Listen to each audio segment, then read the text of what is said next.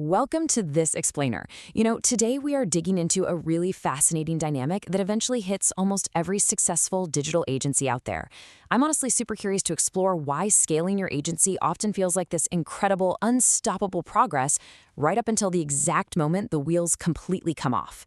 If you've ever felt the squeeze of taking on a bunch of new clients, only to watch your internal delivery system start to buckle and wobble under the weight, well, this is exactly what you need to hear. We're basing our deep dive today on a comprehensive breakdown of the operational risks of scaling. Specifically, we're looking at why trying to do absolutely everything in-house without using any sort of variable capacity can literally turn your growth into a massive liability. So let's just dive right into the core paradox of scaling. As the quote says, growth without infrastructure is not really growth. Think about it. When you pile on more clients and more projects, but you don't actually change how you deliver the work, you aren't scaling. You're really just putting your exact same operation under immense, completely unsustainable pressure. And pressure has a very funny way of exposing every single little weakness that was totally fine back when your volume is smaller. All right, here's our quick roadmap for today. We're going to cover the scaling illusion, cracks in the team, costs to the business, when risk compounds, and finally, the scalable infrastructure solution that fixes this for good. Part 1. The scaling illusion, or pressure, versus progress. Moving right into Part 2, cracks in the team. This is the very real human cost of capacity limits. To really get this, we have to look past the illusion of growth. That period. Revenue's climbing, everyone's high-fiving. But internally, the delivery model is quietly being stretched to its absolute breaking point. Because the very first place the infrastructure cracks is always your people. It starts quietly, right? A developer gets overloaded with capacity. But what does that actually force them to do? Well, it forces them to take shortcuts. They skip QA steps they definitely know they should do just to hit a crazy deadline. The work might pass a quick functional check, but it completely fails a true quality check. And this continuous grinding strain, it leads straight to burnout, way more sick days, a total drop in team collaboration, and eventually, the ultimate gut punch, turnover. The human cost of this pressure just builds and builds until a senior developer hands in their 2 weeks' notice right in the middle of your biggest project. And you better believe this internal strain leaks out to your clients fast. Get this, a staggering 67% of clients say declining service quality is the primary reason they jump ship and switch agencies, even after a great start. The decline is usually gradual enough that agency leadership kind of misses it, but trust me, the client notices. They remember that high-touch premium service they got on day one, and they absolutely feel it when that attention gets diluted across your newly expanded roster. And when those burned-out developers finally do walk out the door, they don't just leave an empty desk behind. They take absolutely critical information with them. We call this institutional knowledge loss. Because everyone was too busy putting out fires to document anything properly, all those client-specific technical decisions, the custom code logic, the weird little workarounds, poof, just gone.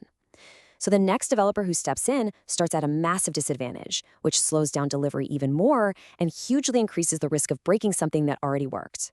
And the financial blow here, it's staggering. Your money is basically bleeding out in 3 main ways: expensive recruitment costs, massive onboarding investments, and a huge chunk of lost productivity. The source material estimates that the average cost of replacing a technical employee is anywhere from 50% to 200% of their annual salary. So attempting to scale without any kind of capacity relief valve is basically just transferring the full weight of your agency's growth directly onto the shoulders of the people least able to absorb it long term. That brings us to Part 3, costs to the business. This is what happens when those internal cracks finally leak out. It's really fascinating how directly your internal chaos translates into client-facing disasters. As your internal bandwidth shrinks and your project management overhead explodes, what is the client actually experiencing on their end? Unexplained delays. Deadlines that used to be rock solid suddenly become, well, aspirational. When your PMs are frantically juggling 25 projects instead of a manageable 10, they stop driving strategy and just start chasing internal bottlenecks. And the absolute worst part? The relationship degrades into a cheap, transactional vendor arrangement, simply because your team doesn't have the bandwidth for the proactive communication that creates a real partnership. Unsurprisingly, this creates a massive retention risk. 68% of departing clients leave simply because they feel undervalued or deprioritized by an overloaded team. Think about that for a second. It's not even necessarily a massive technical failure that drives them away. It's literally just the feeling of becoming just one of many tickets in a queue. This slow erosion of the relationship is a huge retention risk that has almost nothing to do with the actual quality of the code. And if that wasn't enough, lacking capacity hits you with a silent but deadly penalty: the opportunity cost. You are literally forced to turn away high-value opportunities, urgent projects, and even existing client referrals because you just can't responsibly take on any more work. When you start getting a reputation for being hard to book or having a 3-month wait list, it's not a flex. You are actually killing the exact referral momentum that made you successful in the first place.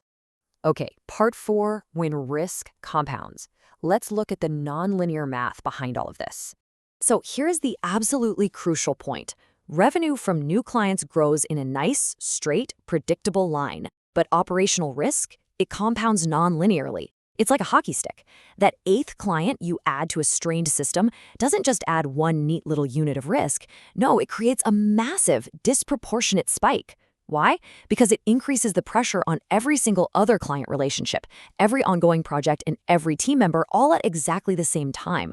The cumulative strain hits a breaking point where your standard project dashboards can't even capture how much systemic risk you're actually holding. Now, the gut reaction for most agency owners is just, well, I'll just hire more people. Actually, hold on.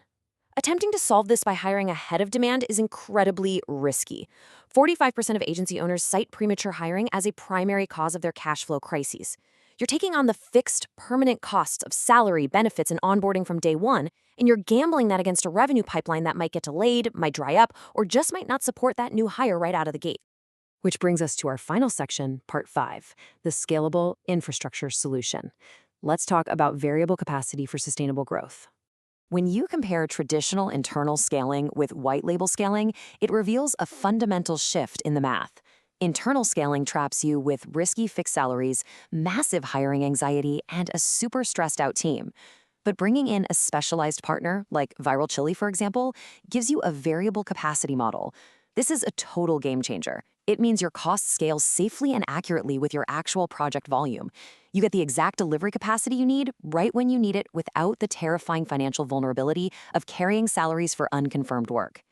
By integrating a really dependable white label partner like Viral Chili, you instantly unlock all these incredible benefits. You protect your quality because a dedicated partner agency operates at a high standard, no matter how crazy your own internal team's workload gets.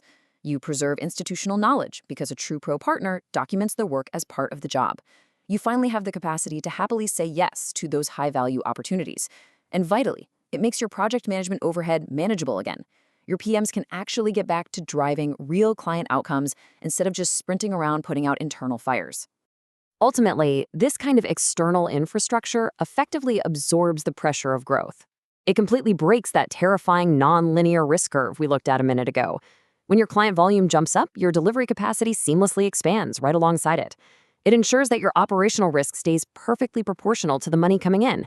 So as you look towards your own scaling goals for the year, you have to look objectively at your systems and ask yourself this: is your current delivery model really built to survive its own success?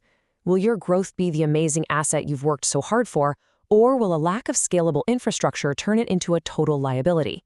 Tapping into a variable capacity model with a partner like Viral Chili might just be the exact foundation you need to scale with total, absolute confidence. Thanks so much for joining me on this explainer today. And hey, I highly encourage you to evaluate your own capacity limits right now before the pressure makes the decision for you.